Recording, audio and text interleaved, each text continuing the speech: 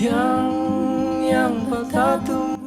Kepada Bapak Kapolres Aceh Barat, Cimbrana, SPK, kita kemudian bencana di Ladang 5 dan sekitar Gerbang Raya. Kami Polsek Trumon mengucapkan ribuan terima kasih kepada Kapolres Aceh Barat, AKBP Andi Kirana, SPK MH yang telah memberikan bantuan kemanusiaan. Semoga Bapak ke depan sukses selalu.